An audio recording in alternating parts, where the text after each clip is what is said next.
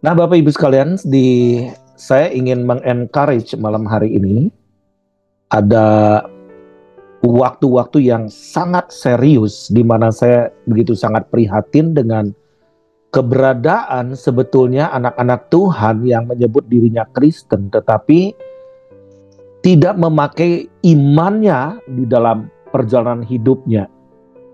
Banyak aktivitas ibadah tidak kurang, tetapi di dalam tindakan iman ini rasanya melemah begitu karena mungkin keadaan, zaman atau tantangan, kesulitan dan lain sebagainya. Saya katakan kesulitan ke depan itu lebih parah lagi.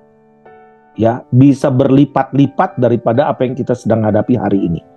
Dan mungkin juga kita banyak fokus di dalam permasalahan ini, masalah itu, krisis ekonomi, inflasi dan sebagainya, urusan pajak, urusan pengangguran, fine. Itu semua akan terjadi karena itu akan merupakan satu gulungan tsunami ya yang akan menerpa ke seluruh dunia. Ya, tapi saya ingin mengencourage kita supaya kita tetap semangat. Kita harus memiliki, memakai dan juga berjalan di dalam iman. Ini penting sekali. Dan saya mau menekankan bahwa tidak sekedar iman, sekedar yang kita ketahui atau pengetahuan kita mengenai iman, tetapi kita harus berjalan dengan tindakan lompatan iman.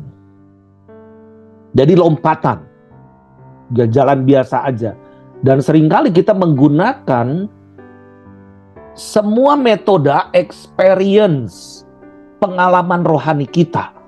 Dulu aku mengalami mujizat, sekarang pun aku akan mengalami mujizat yang sama.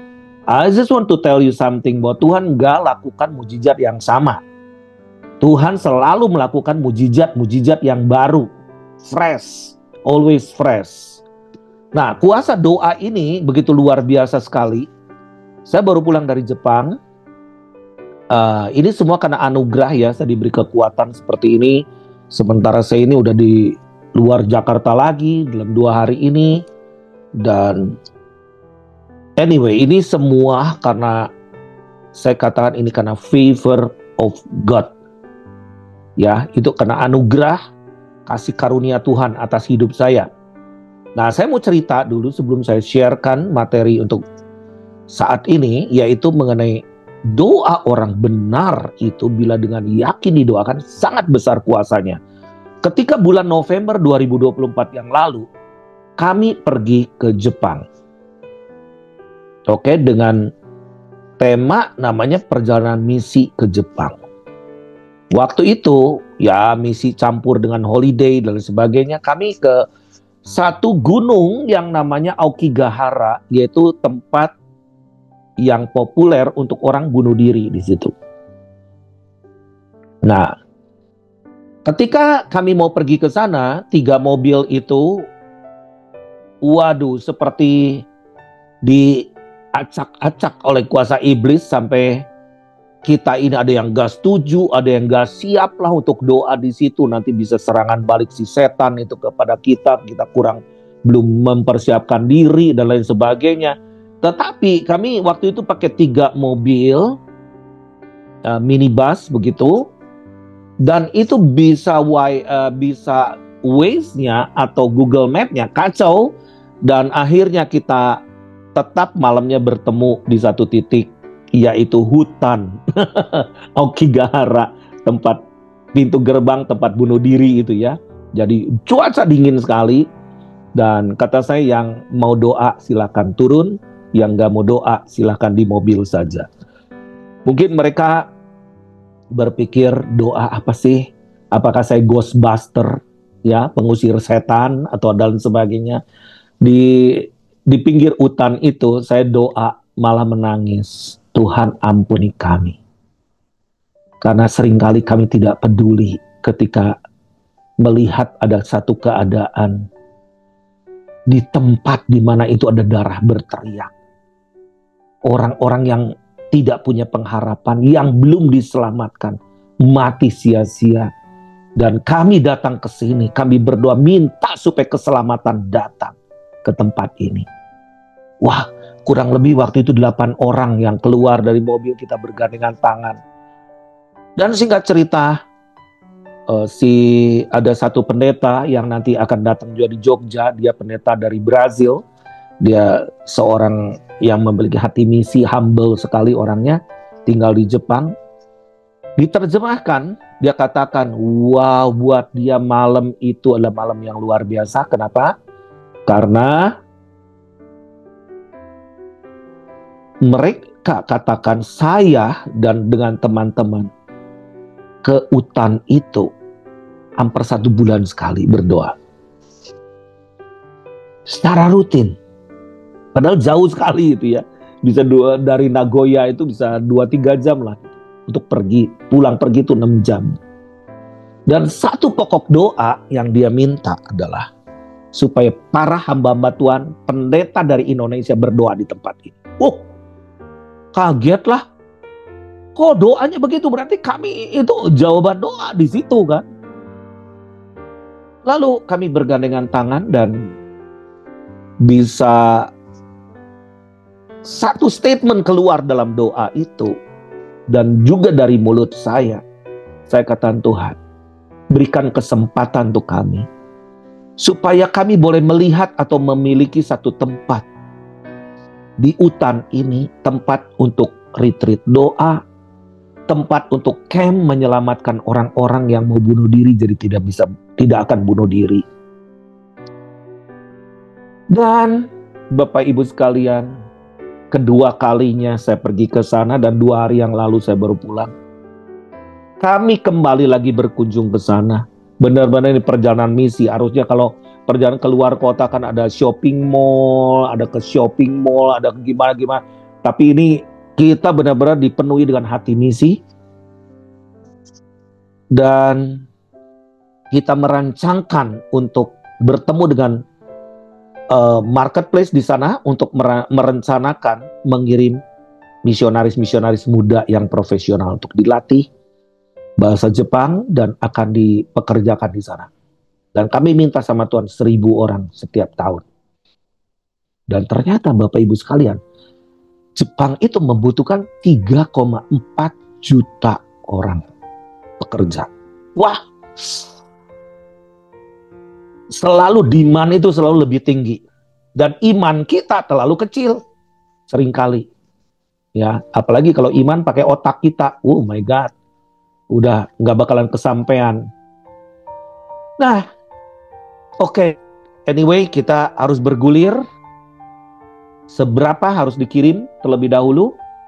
Dan akhirnya kami juga ada 1 hari kita berkesempatan untuk pergi lagi ke hutan tersebut.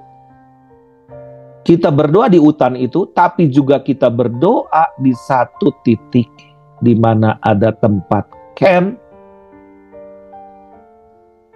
yang dimiliki orang Singapura yang dihibahkan oleh orang Kanada yang cukup berada dan dia mau pensiun.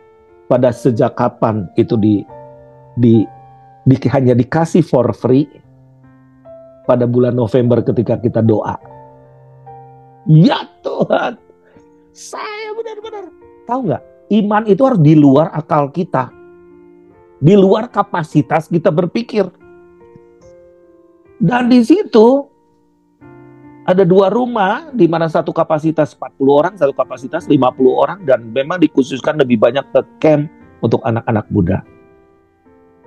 Coba kita saksikan video yang baru ini, ya. Doa orang benar bila dengan yakin didoakan sangat besar kuasanya.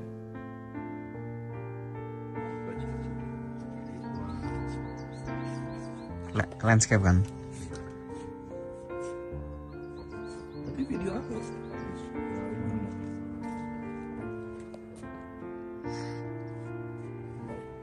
Yes, shalom. Percaya nggak firman Tuhan berkata, doa orang benar bila dengan yakin didoakan sangat besar kuasanya. Saya ada di satu tempat di dekat Aokigahara, di lereng Gunung Fuji, tempat penyembahan. Dan Di hutan Aokigahara itulah hutan tempat bunuh diri yang sangat terkenal dan populer. Tetapi ada seorang tua berusia 80 tahun. Yukio Sage yang sering kali menyelamatkan anak-anak remaja, pemuda-pemudi yang mau bunuh diri. Dan itu merupakan satu kepahlawanan di mana dunia mengapresiasi dia. Bagaimana dengan kita? Saya bersyukur bahwa saya bersama dengan 12 orang tim pergi ke Jepang untuk kedua kalinya.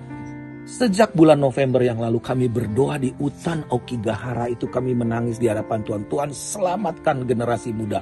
Dan kami minta secara spesifik supaya kami minta ada tempat untuk doa, tempat retreat dan tempat camp untuk menyelamatkan orang-orang, khususnya anak-anak muda yang mau bunuh diri. Kami ada di sini kembali. Kami menjejakkan kaki di tempat ini. Inilah tempat retreat yang sedang direnovasi. Di sini kapasitas 40 orang. Dan di gedung ini 50 orang. Dan orang Singapura yang mendapat hak untuk mengelola ini bahkan diberi for free daripada orang Kanada. Dan untuk merenov dan menjadikan tempat doa untuk keselamatan bangsa Jepang. Wow!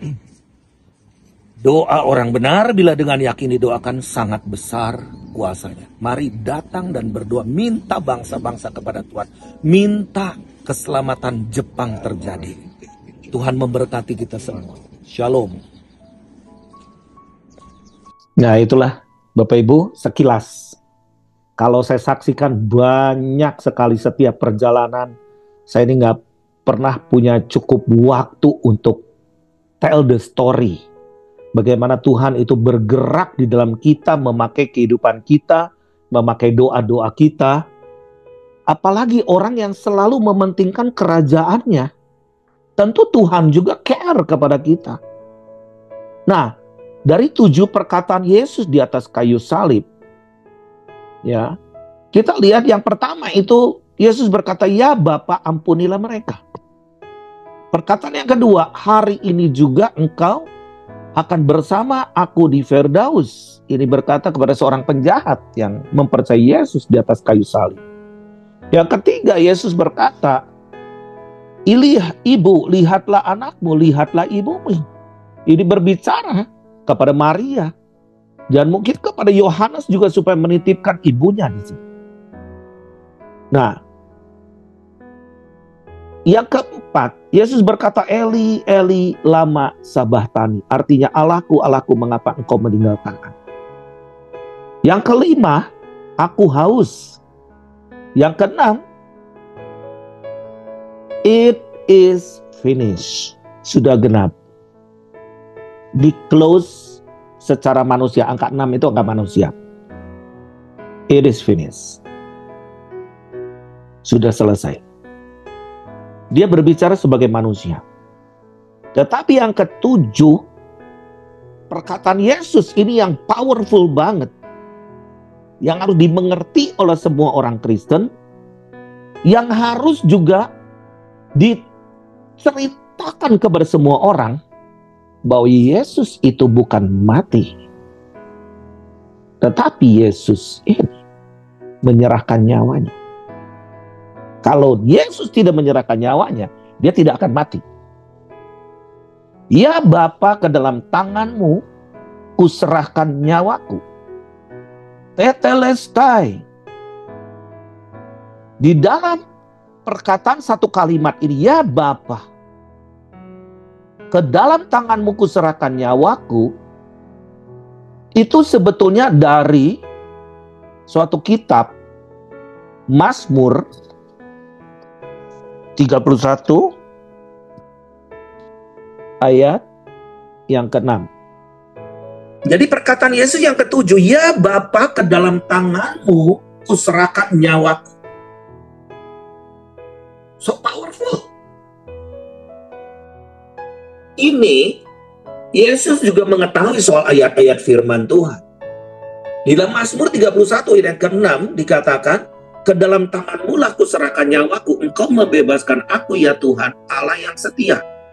Beya deka afkit ruhi." Jadi kita lihat kematian Yesus di atas kayu salib itu karena free will daripada kemanusiaannya sampai perkataan yang ke-6 ini. Dan 7 itu sempurna. Bahwa aku serahkan nyawaku ke dalam tanganmu. Maksudnya apa? Kemanusiaannya dan keilahiannya itu muncul. Maka apa yang terjadi setelah itu? Matius 27 ayat 51. Dan lihatlah, tabir bait suci terbelah dua, dari atas sampai ke bawah, dan terjadilah gempa bumi dan bukit-bukit batu terbelah. Open, itu waktu itu kalau melihat kabut di dalam akan mati.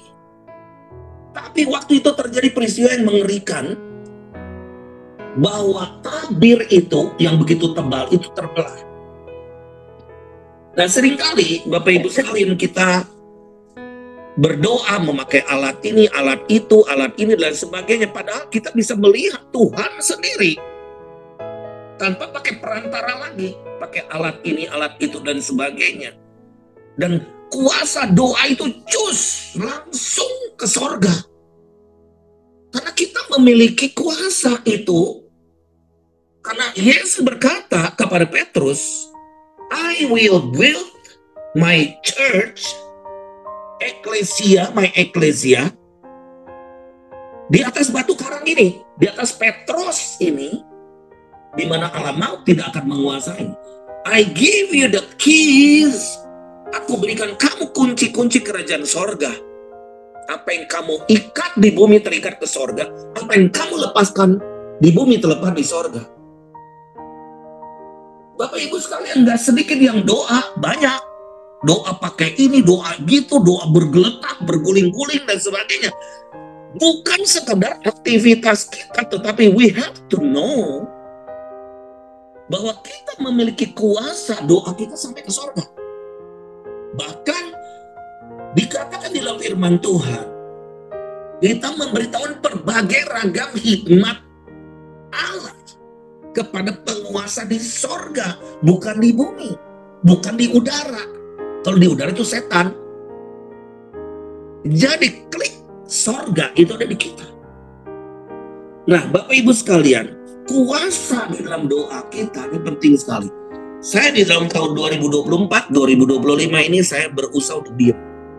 Karena saya banyak salah, ngomong salah.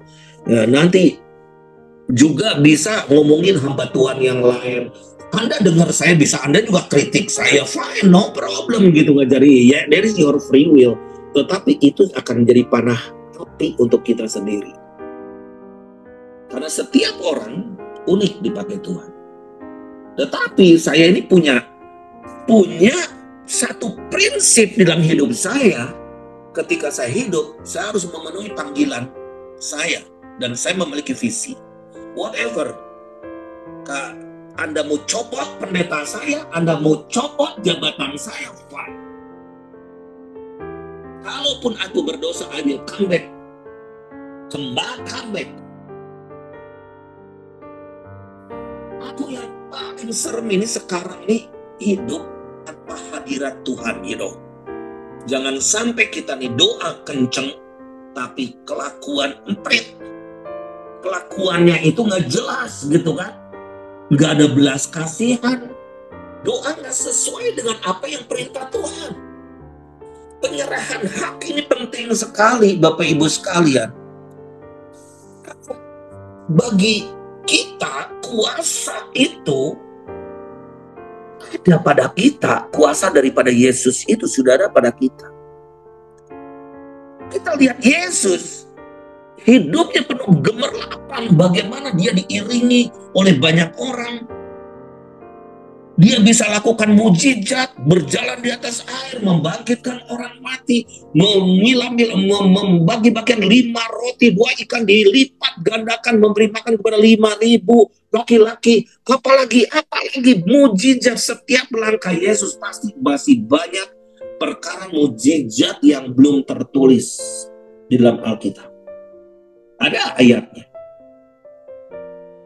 Tapi apakah kita hidup percaya Tuhan karena mujizat? Ini masalahnya.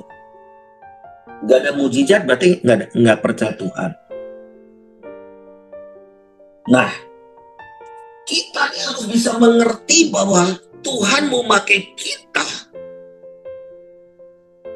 tubuh, jiwa, dan roh, dan yang boleh dibilang tubuh kita yang lemah. Tubuh kita yang lemah. Lidah kita keceletot banyak, ember, jadi ember. Tuh, ya, wah, itu banyak kesalahan fatal sebenarnya dari lidah sebetulnya. Jadi kuasa perkataan ini penting sekali. Nah, kita sekarang pola doa kita harus bisa mengerti. Nanti saya akan sharekan dulu fondasinya di dalam firman Tuhan. Setelah itu saya akan sharekan apa yang saya mau sharekan pada malam hari ini ya. Nah, itu dalam Ibrani 9 mulai ayat 1, kalau kita baca, memang perjanjian yang pertama juga mempunyai peraturan-peraturan untuk ibadah dan untuk tempat kudus buatan tangan manusia. Dan yang kedua, sebab ada dipersiapkan suatu kemah, yaitu bagian yang paling depan, dan di situ terdapat kaki dian dan meja dan roti sajian. Bagian ini disebut tempat yang kudus. Di belakang tirai yang kedua terdapat suatu kemah lagi yang disebut tempat yang maha kudus. Di situ terdapat mezbah pembakaran ukupan dari emas dan tabut perjanjian yang seluruhnya disalut dengan emas. Di dalam tabut perjanjian itu tersimpan buli-buli emas berisi mana, tongkat Harun yang pernah bertunas, dan lolo batu yang bertuliskan perjanjian. Dan di atasnya kedua kerup kemuliaan yang menaungi tutup perdamaian. Tapi hal ini tidak dapat kita bicarakan sekarang secara terperinci. Demikian caranya tempat yang kudus itu diatur. Maka imam senantiasa masuk ke dalam kemah yang paling depan itu untuk melakukan ibadah mereka. Tetapi ke dalam kemah yang kedua hanya imam besar saja yang masuk sekali setahun, dan harus dengan darah yang ia persembahkan karena dirinya sendiri, karena pelanggaran-pelanggaran yang dibuat oleh umatnya dengan tidak sadar. Dengan ini Roh Kudus menyatakan bahwa jalan ke tempat kudus itu belum terbuka selama kemah yang pertama itu masih ada. Itu adalah kiasan masa sekarang. Sesuai dengan itu dipersembahkan korban dan persembahan yang tidak dapat menyempurnakan mereka yang mempersembahkannya menurut hati nurani mereka. Karena semuanya itu di samping makanan, minuman, dan berbagai macam pembasuhan hanyalah peraturan-peraturan untuk hidup insani, manusiawi, yang hanya berlaku sampai tibanya waktu pembaharuan. So what is the new things happen to us ketika kita mengetahui bahwa Yesus yang sudah datang itu sebagai imam besar untuk hal-hal yang baik yang akan datang, enggak go back ke ribuan tahun yang lalu. Ia telah melintasi kemah yang lebih besar dan lebih sempurna dan bukan dibuat oleh tangan manusia, artinya yang tidak termasuk ciptaan ini. Dan ia telah masuk satu kali untuk selama-lamanya ke dalam tempat yang kudus, bukan dengan membawa darah domba jantan, darah anak lembu, tetapi dengan membawa darahnya sendiri, dan dengan itu ia mendapat kelepasan yang kekal. Saya pernah cerita, dan sekarang juga marak itu mengenai lembu merah dan sebagainya. Itu dalam Bilangan 19 ayat kedua, dan itu bagi mereka ketetapan hukum Allah yang harus ada lembu merah yang tidak bercacat. Nah, tidak ada uban, tidak ada warna hitam, itu benar-benar harus lembu berwarna coklat begitu. Dan itu persyaratan bagi orang-orang Yahudi, itu persyaratan. Tetapi kita harus sadar bahwa pembangunan bait Allah yang ketiga itu mereka lakukan, tetapi itu tanda antikris mau datang, tanda aniaya akan datang, tanda rapture akan datang. Jadi kita berjalan di dalam kuasa yang maha dahsyat. Jadi hari-hari ini adalah kita sedang seperti berjalan di jalan yang super licin. We have to be very careful. Aku nggak peduli kalian hamba Tuhan atau hamba apa sekalipun, ada urapannya kayak bagaimana. While you are really benar-benar nggak konsen, nggak fokus kepada sesuatu, you miss. Nah, kita harus bagaimana? Kita ini harus berjalan dalam kuasa kebangkitan. Ini penting. Bukan sekedar ke gereja karena ada satu event, atau kita rame-rame, kita beribadah kepada Tuhan, harus ada nyanyian, harus ada firman, harus ada persembahan. Menjadi ibadat yang biasa-biasa dan tidak ada kuasa sama sekali. Padahal firman Tuhan berkata 2-3 orang berkumpul dalam namaku, maka aku ada. I will dwell among you, I will dwell among you, and I will rule. Nah, jadi bagaimana kita ini harus bisa menyatu dengan kuasa yang disebut kebangkitan itu. Kenapa Yesus harus mati dan menyerahkan nyawanya? Karena tidak ada jalan keluar, kita akan menghadapi maut. Karena sudah tidak bisa ditawar-menawar. Hukum dosa adalah maut. Dan di dalam kitab Ibrani 9, bagaimana kalau kita berdosa itu, bagi mereka itu harus kurban lagi, harus ada pertobanan. Tapi bagi Yesus, yang orang yang percaya kepada Yesus, once darah Yesus tercurah, it's all done. Bagi siapa yang percaya kepada Dia, diselamatkan. Karena itulah pengampunan yang sesungguhnya. Pengorbanan Yesus di atas kayu salib. Yesus bisa lakukan mujizat apa segala macam. The most glorious moment bagi Yesus di atas kayu salib. Makanya di dalam Filipi 3 ayat 10 dan 11. Yang ku kehendaki ialah mengenal Dia dan kuasa kebangkitannya. Dan persekutuan dalam penderitaannya. Gimana aku menjadi serupa dengan Dia dalam kematiannya, supaya aku akhirnya beroleh kebangkitan dari antara orang mati. Jadi hidup ini sementara, kita berhadapan dengan daging, semua hawa nafsu, dan dengan kelemahan-kelemahan daging, karena hawa nafsu duniawi, dengan roh mamon.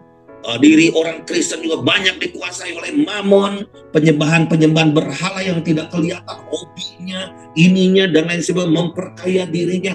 Bahkan bisa juga hanya untuk kebutuhan sendiri yang dipikirkannya. Ini mengerikan. Kita sedang hidup dalam satu masa kehilangan kasih. Kehilangan kasih. Saya bukan berarti strong enough, seringkali saya ini juga nangis-nangis Bapak Ibu sekalian. Saya dapat berita begini, dapat berita begitu, kadang saya ini dicap selingkuh, dicap inilah, dicap itulah, ada korup lah, makan duit, apa segala macam. Saya hanya berdoa, aku mengampuni mereka. Kadang kenal juga enggak gitu. Nah itu bagian kita. The most glorious time for our life ketika we carry the cross. Di dalam filsafat Cina mengatakan begini, belajarlah kepada bambu. Kenapa bambu itu bisa kuat? Karena di dalamnya kosong. Tahu nggak? DNA manusia itu 99,9%, atau ada yang menyebutnya 98% DNA manusia itu disebut non-coding DNA. Apa itu? Para ilmuwan yang menganut teori Darwin menyebut junk DNA, itu sampah gak ada guna.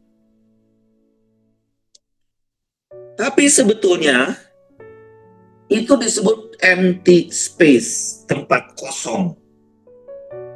ruang hampa. Dan ternyata itu adalah berasal dari Tuhan, bukan berasal dari faktor jasmania kita atau dari sononya, dari bayinya. Ya, sudah seperti itu dijadikannya atau ada genetik, bukan. Jadi di empty space ini 98% daripada DNA itu adalah untuk Tuhan isi. Ketika kita mengisi dengan firman, kebaikan, perkataan kita kan didengar oleh telinga kita. We have to be very careful. Nah, dunia rohani menyebut empty space di dalam DNA kita disebut God space, tempat Tuhan. Yang memiliki tujuan yang lebih jauh, lebih tinggi dan bukan sampah. Bagian ini harus diaktifasi yang terhubung dengan Tuhan senantiasa. Dan Bapak Ibu sekalian, zaman New Age ini akan memakai empty space itu untuk diinfiltrasi oleh dongeng-dongeng, itu kata firman Tuhan, atau dengan mitos-mitos atau cerita-cerita dewa-dewi yang dulu, zaman dulu. Nah, para periset dari Harvard University di Amerika, ketika Bill Clinton waktu itu menjadi presiden di Amerika, ada seorang yang bernama Charles Watson membaca coding ini, kok ada tulisan. Ternyata coding ini ada tulisan, dan dia menemukan ada 22 potong dari perkataan bahasa Aramik kuno, yang bahasa ini yang dipakai oleh bahasa perkataan oleh kehidupan Yesus ketika dia ada di dalam dunia. Nah, dahulu bahasa Ibrani itu hanya dipakai oleh para rabi atau para novels gitu ya, petinggi ya. Nah, ini penemuan ini sangat menakjubkan, membuktikan bahwa keberadaan Tuhan. Dan daripada 22 potong perkataan bahasa Aramik kuno ini, artinya bagus banget Bapak Ibu sekalian. Artinya begini, hello my children, this is Yahweh, the one true Lord, satu-satunya Tuhan yang benar.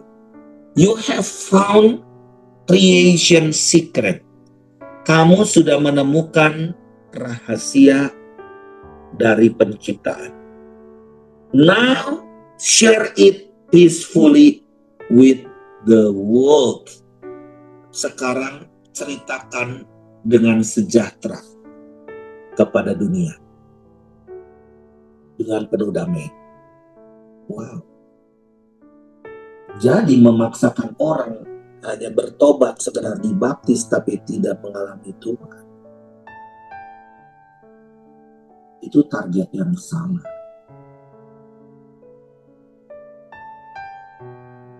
Saya banyak mempertobatkan orang, bisa dari mimbar, tapi bisa ketika kita berfellowship, makan bersama. Ketika dia dekat dengan saya, dia mengalami Tuhan.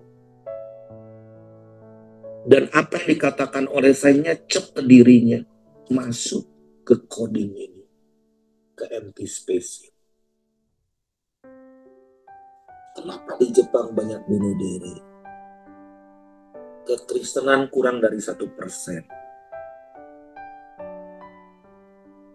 Keinginan bunuh diri di sana tuh super tinggi, uang.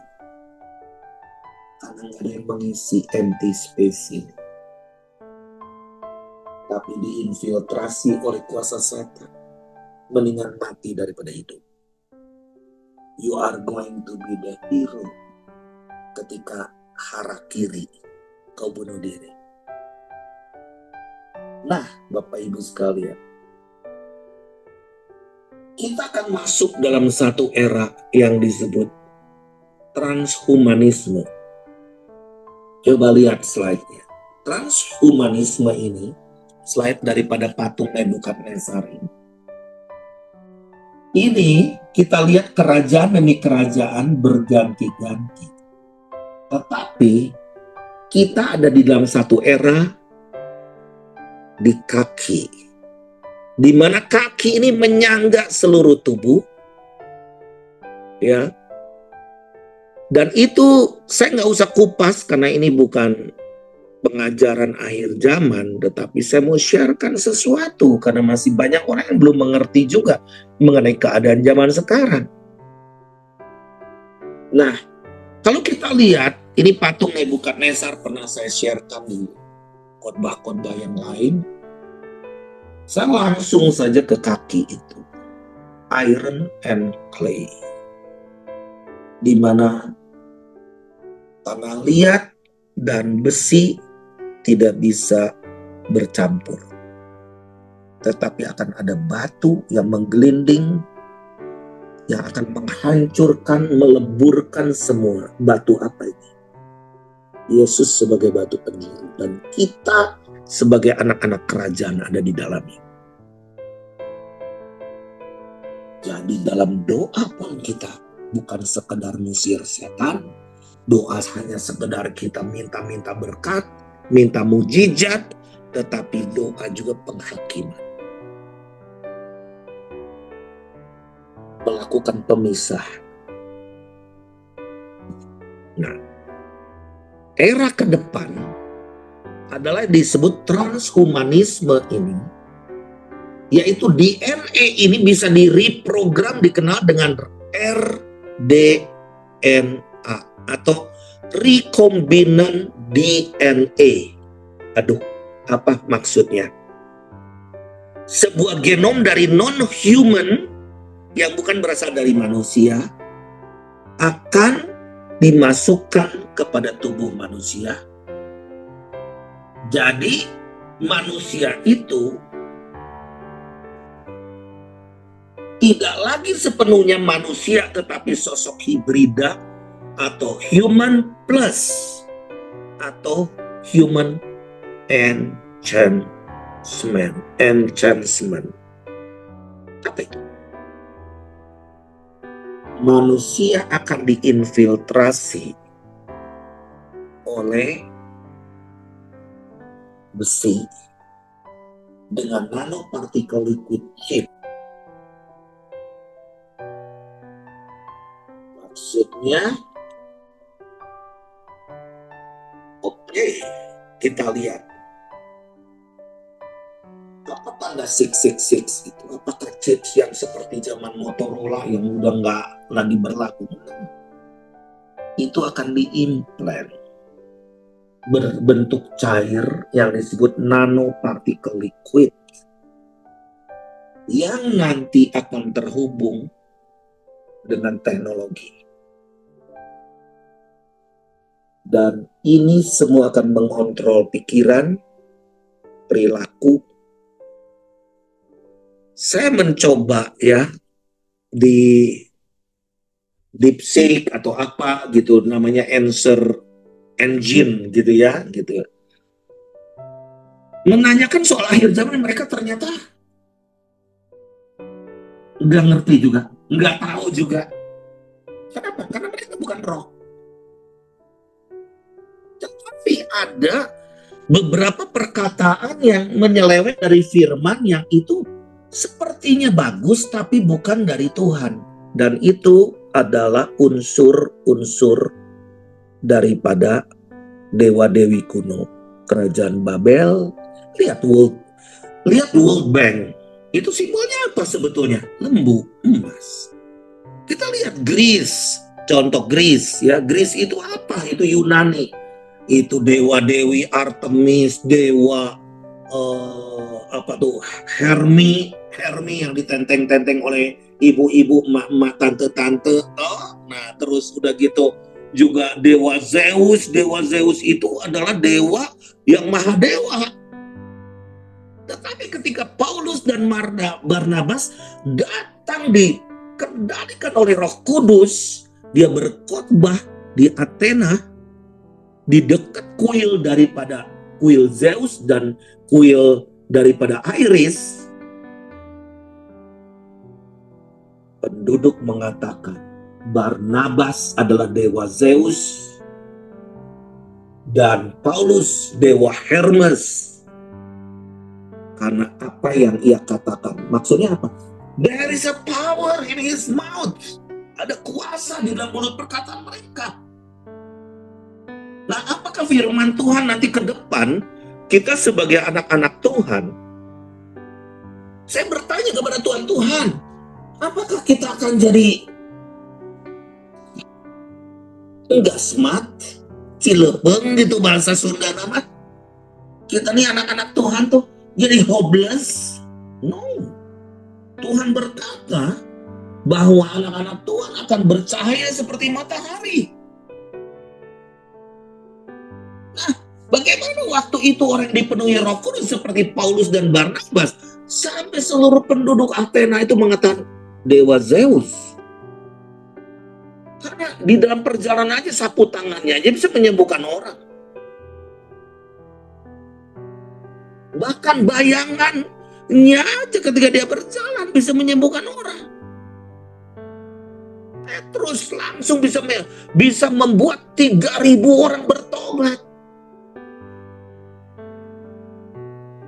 Demikian juga kalau kita percaya kuasa Roh Kudus ini akan memenuhi, menginfiltrasi kita, akan memenuhi semua aspek kehidupan kita, bahkan yang coding itu yang disebut God space itu akan diisi oleh kekuatan sorgawi. Wow. Kenapa kita bisa kalah sama Ida Dayak, ibu Ida Dayak dan sebagainya? Kayaknya ibadah nggak kurang, ayat nggak kurang, tetapi kenapa kita nih seperti powerless?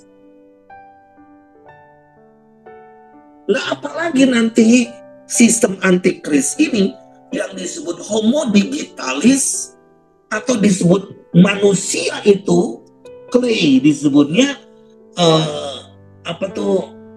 clay itu kan tanah liat yang dicampur dengan besi atau AI robot manusia besi disebutnya. Nah, neural chip ini sudah dikembangkan oleh Elon Musk. Namanya Neuralink, neuro itu syaraf kan. Dan juga BlackRock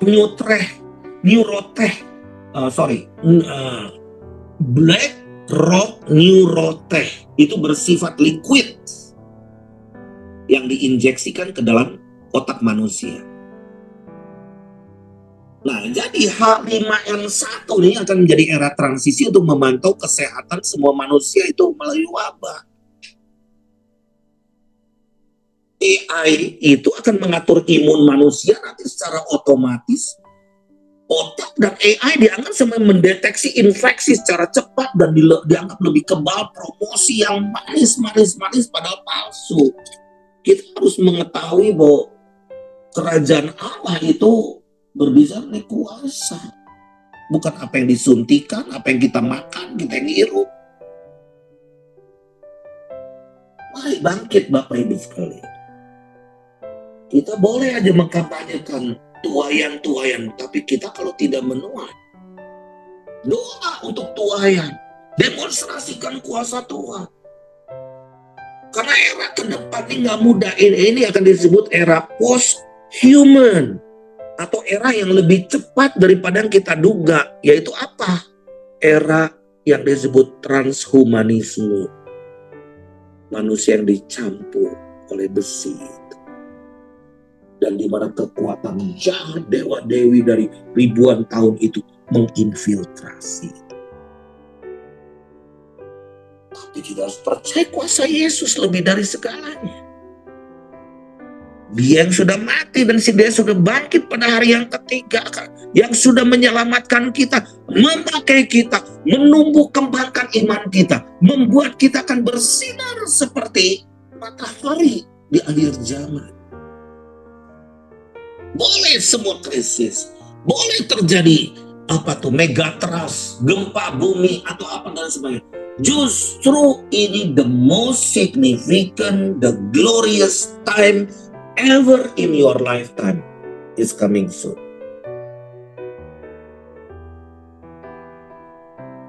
Jangan lemah iman kita. Apa yang kita khotbahkan kepada jemaat? Tuhan baik, Tuhan baik. Ajar mereka untuk melakukan tindakan iman. Ada seorang peneliti arkeolog namanya Ron Wyatt. Kalau nggak salah, saya ini agak lupa-lupa ingat, Ron Wyatt ini adalah seorang Adventist, seorang Kristen yang baik.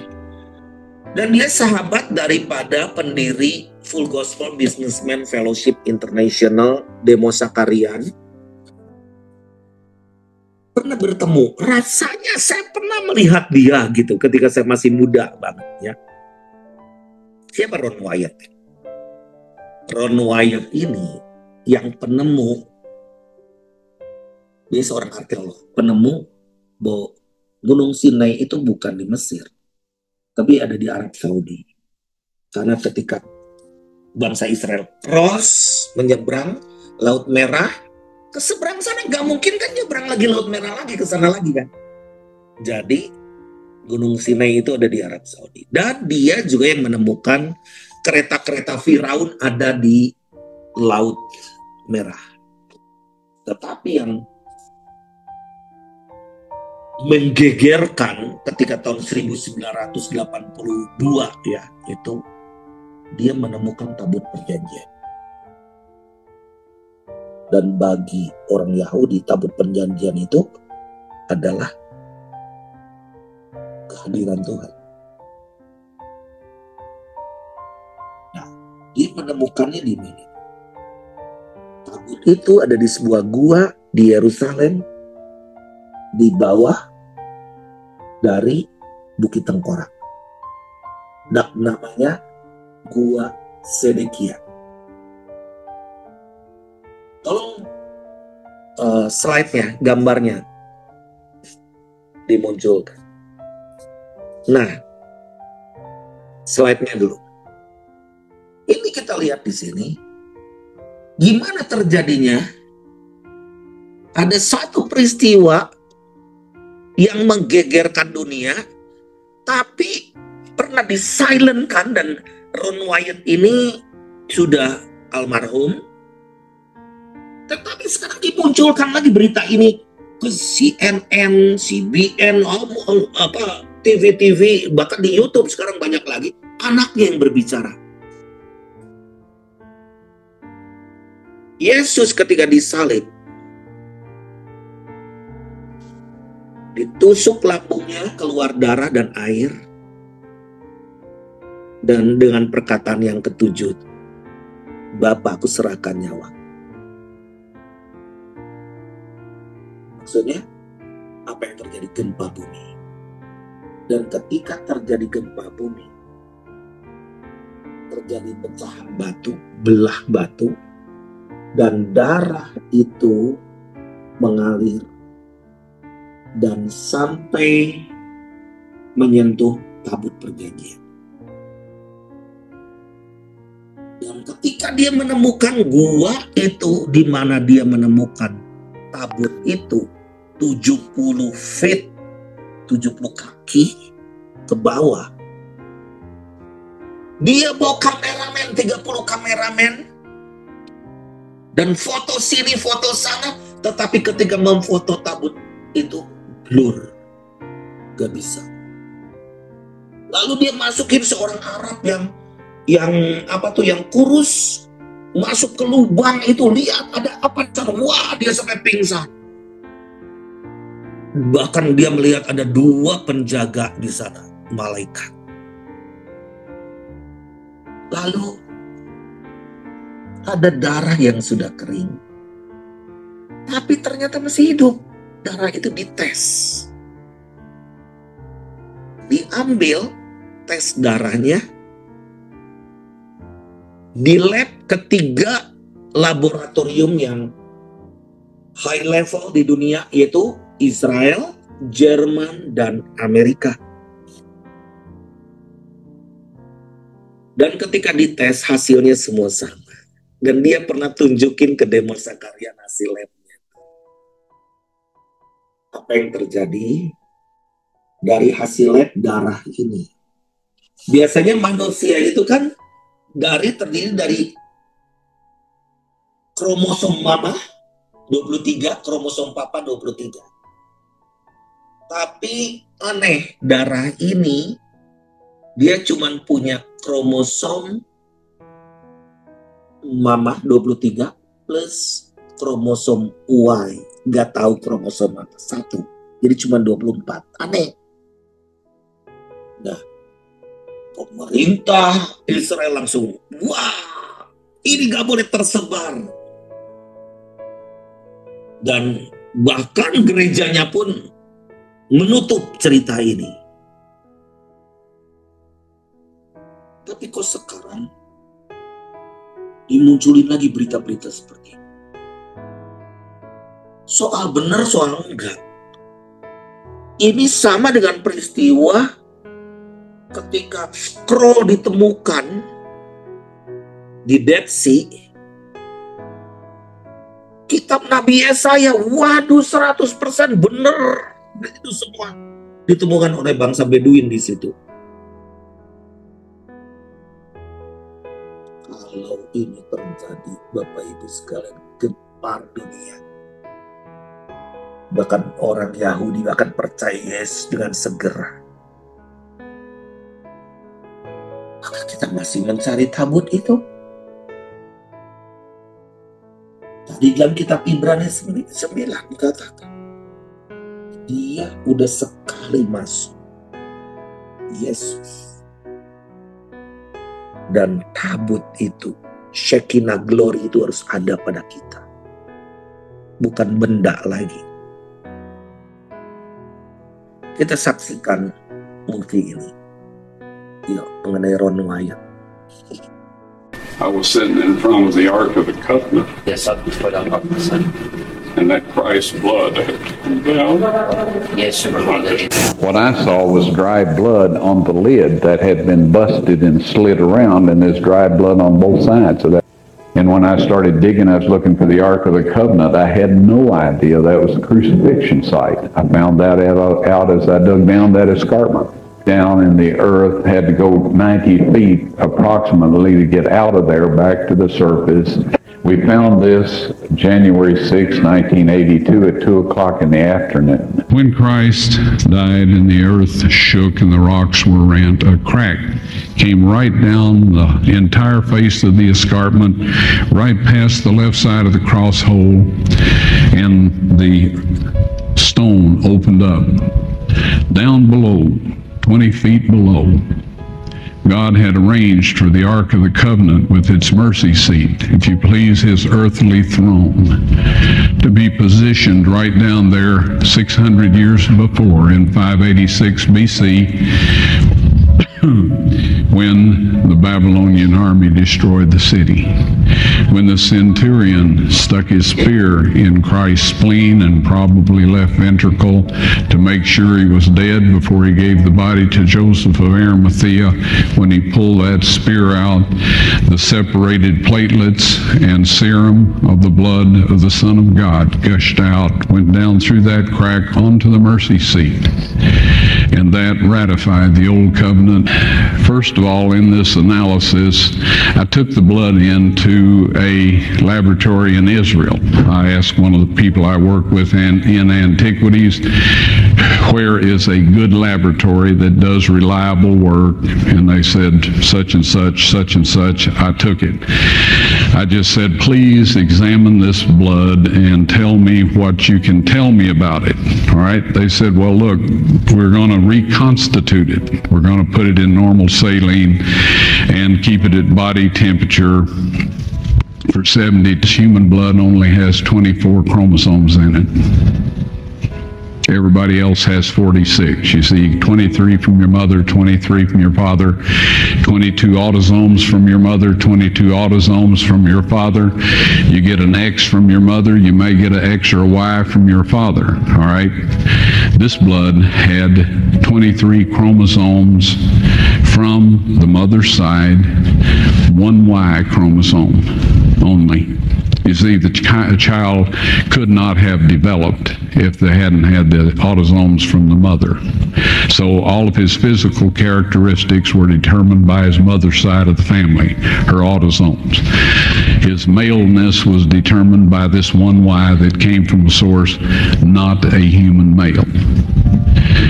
Then they said, this blood is alive. And then they said, whose blood is this? I said, it's the blood of your Messiah. And I assure you, those men's lives have changed. So, Scott, I've seen that video before, and it gets me every this time. is so powerful. So the blood is unique as one earthly parent, and this is what the world's going to see. This is evidence that Yeshua really was the Messiah. Ini jangan didewain lagi, jangan jadi sensasi, tetapi percaya bahwa kuasa itu ada pada kita. Kita ini udah terlalu banyak heboh dengan hal profetik ini, itu. Tapi satu hal, yang Tuhan mau ini kita bercahaya seperti matahari. Nah, saya sebagai closing ya, di dalam Filipi 3 ayat 10 dan 11. Yang ku kehendaki ialah mengenal Dia dan kuasa kebangkitannya dan persekutuan dalam penderitaannya, di mana aku menjadi serupa dengan Dia dalam kematiannya. Supaya aku akhirnya beroleh kebangkitan dari antara orang mati. Apa yang dibutuhkan oleh Paulus setelah dia melakukan mujizat, dapetin orang banyak, bahkan bangsa-bangsa bisa berubah? Tetap dia mengatakan begini, yang kuhendaki ialah mengenal Dia dan kuasa kebangkitan dan persekutuan dalam penderitaannya. Persekutuan itu menjadi satu dalam penderitaannya. Kalau dicela gini, dibully gini, nggak usah ngambek. Udah, kita nih belum sampai mencapai kemuliaan kita di atas kayu salib seperti Yesus, yang kita nggak perlu disalib kembali, tetapi kita memikul salib setiap hari. Dan kita harus menjadi serupa dengan Dia dalam kematian. Get ready, doa kita powerful. Perkataan kita punya kuasa, hidup kita akan masuk dalam kemuliaan yang lebih besar lagi. Kenapa? Karena ketika kesulitan bertambah-tambah, maka kasih karunia juga berlipat-lipat atas hidup kita. Mari kita berdoa. Terima kasih Tuhan untuk malam hari ini. Terima kasih untuk peneguhan-peneguhan, pernyataan, insight, revelation. Tapi buat kami tidak panik, justru kami harus disadarkan bahwa ini waktu kami untuk bangkit dan bersinar. Dan biarlah kami sebagai orang-orang percayamu, kami akan dipakai oleh Tuhan, tidak dengan cara biasa-biasa. Kami minta cara yang luar biasa karena Engkau Allah yang luar biasa. Pakai kami untuk mengubahkan kota kami, mengubahkan jalan-jalan di mana kami berada, mengubahkan keluarga kami, tetangga kami, dan kami boleh menyelamatkan jiwa sebanyak-banyaknya. Pakai hidup kami untuk kemuliaan-Mu. Semua roh intimidasi, roh ketakutan, roh kelemahan tubuh atau apapun, di dalam nama Yesus keluar dari hidup kami. Dan kami nyatakan dengan iman bahwa kami akan lebih kuat dari hari-hari sebelumnya, dan kami tidak pernah takut karena kuasa Tuhan menyertai. Dan Allah yang mencukupi, Yehova Jireh, selalu menyertai kami ketika kami membangun kerajaan di bumi ini, Tuhan. Terima kasih. Berkat-Mu turun atas setiap hamba-hamba-Mu dengan seluruh keluarga tutup. Bungkus oleh kuasa darah-Mu, biarlah tembok berapi-Mu berada di sekeliling keluarga mereka. Tidak ada kuasa lain, kuasa si setan yang bisa mencuri shalom Tuhan. Tapi mereka akan bertumbuh, berkembang, dan menjadi lumbung-Mu Tuhan. untuk menjadi berkat bagi banyak orang. Terima kasih Tuhan. Dalam nama Yesus kami berdoa. Amin. Tuhan memberkati.